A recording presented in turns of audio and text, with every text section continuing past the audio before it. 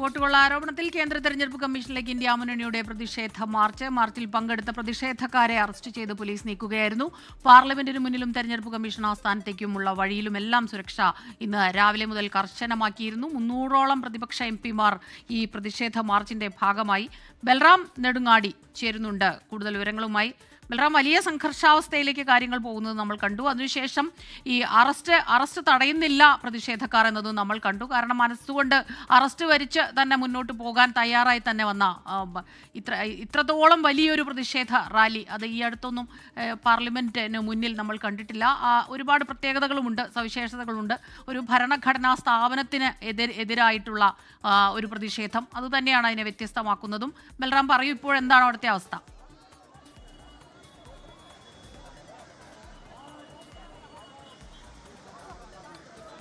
സ്മിത, നിലവിലിപ്പോൾ എംപിമാരെ മുഴുവനായും തന്നെ പാർലമെന്റ് പരിസരത്തു നിന്നും പ്രതിഷേധിച്ചിരുന്ന സ്ഥലത്ത് നിന്നും അറസ്റ്റ് ചെയ്ത് നീക്കിയിരിക്കുകയാണ്. സ്മിത സൂചിപ്പിച്ച പോലെ തന്നെ ഈ ഒരു പ്രതിഷേധത്തിന് ഇറങ്ങുമ്പോൾ അറസ്റ്റ് വരിക്കാനും തങ്ങൾ തയ്യാറാണ് എന്ന് വ്യക്തമാക്കിക്കൊണ്ട് തന്നെയാണ് എംപിമാർ ഇന്ന് പാർലമെന്റിലെ മഗർദ്വാറിൽ നിന്നും നിർവചൻ സദൻ തെരഞ്ഞെടുപ്പ് കമ്മീഷൻ ആസ്ഥാനത്തേക്ക് മാർച്ച് ആരംഭിച്ചത്. എന്നാൽ മാർച്ച് പോലീസ് 100 മീറ്റർ അകലെ വെച്ച് ബാരിക്കേഡ് ഉപയോഗിച്ച് തടയുകയായിരുന്നു. പോലീസും CRPFും ഒപ്പം തന്നെ ദ്രുതകർമ്മസേന അടക്കമുള്ളവരെയും ഈ പ്രദേശത്ത് വിന്യസിച്ചിരുന്നു.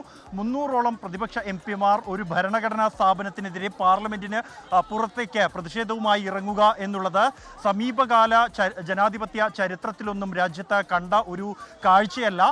അതും പ്രത്യേകിച്ച് തെരഞ്ഞെടുപ്പ് കമ്മീഷൻ പോലെ രാജ്യത്തെ തെരഞ്ഞെടുപ്പുകൾ സുതാര്യമായി തെരഞ്ഞെടുപ്പുകൾ നടത്താൻ ഉത്തരവാദിത്തപ്പെട്ട ഒരു സ്ഥാപനത്തിനെതിരെ തുടർച്ചയായി ആരോപണങ്ങൾ, അതിഗുരുതരമായ ആക്ഷേപങ്ങൾ ഉന്നയിക്കുന്നു. അതിൻ്റെ തുടർച്ചയായി പാർലമെന്റിനകത്ത് 16 ദിവസം തുടർച്ചയായി മഗർദ്വാറിലും ഒപ്പം തന്നെ പാർലമെന്റിനകത്ത് ചർച്ച ആവശ്യപ്പെട്ടും പ്രതിഷേധിക്കുന്നു. ഇതിൻ്റെ തുടർച്ചയായാണ് റോഡിലേക്ക്, തെരുവിലേക്ക് പ്രതിഷേധം ഇറങ്ങിയിരിക്കുന്നത്. 300ഓളം പ്രതിപക്ഷ എംപിമാർ ഈ പ്രതിഷേധത്തിൽ പങ്കെടുക്കും എന്ന് നേരത്തെ തന്നെ അറിയിച്ചിരുന്നു പ്രതിപക്ഷം. കോൺഗ്രസിന്റെ നേതൃത്വത്തിൽ, അല്ലെങ്കിൽ ലോക്സഭാ പ്രതിപക്ഷ നേതാവ് രാഹുൽ ഗാന്ധിയുടെ നേതൃത്വത്തിൽ നടന്ന ഈ ഒരു പ്രതിഷേധ റാലിക്ക് മറ്റ് പ്രതിപക്ഷ പാർട്ടികളുടെ മുഴുവൻ പിന്തുണയുണ്ടായിരുന്നു എന്നുള്ളതും ശ്രദ്ധേയമാണ്. ഇന്ത്യ സഖ്യം ഒറ്റക്കെട്ടായി ആണ് ഈ പ്രതിഷേധ പരിപാടിയിൽ പങ്കെടുത്തത്. തുടർന്ന് തെരഞ്ഞെടുപ്പ് കമ്മീഷൻ 30ഓളം പ്രതിനിധികളെ ചർച്ചയ്ക്കായി ക്ഷണിച്ചിരുന്നു എങ്കിൽ പോലും ചർച്ച നടക്കുകയാണെങ്കിൽ അത് മുഴുവൻ ആളുകളുമായും എന്ന ഒരു നിലപാടിലേക്ക് പ്രതിപക്ഷം എത്തുകയായിരുന്നു. തുടർന്നാണ് ഈ 11:30 പ്രതിഷേധ മാർച്ച് ആരംഭിക്കുകയും 100 മീറ്റർ അകലെ വെച്ച് പോലീസ് ബാരിക്കേഡ് ഉപയോഗിച്ച് തടയുകയും ചെയ്തത്. തടഞ്ഞതിനെ തുടർന്ന് റോഡിൽ കുത്തിയിരുന്ന് പ്രതിഷേധിക്കാനായിരുന്നു എംപിമാരുടെ തീരുമാനം. എന്നാൽ പോലീസ് പിന്നീട് മാധ്യമങ്ങളോട് സംസാരിക്കുന്ന ഇടത്ത് പോലും വലയം സൃഷ്ടിക്കുകയും എംപിമാരെ ബസ്സുകളിലേക്ക് അറസ്റ്റ് ചെയ്ത് നീക്കുകയുമാണ് ഉണ്ടായത്.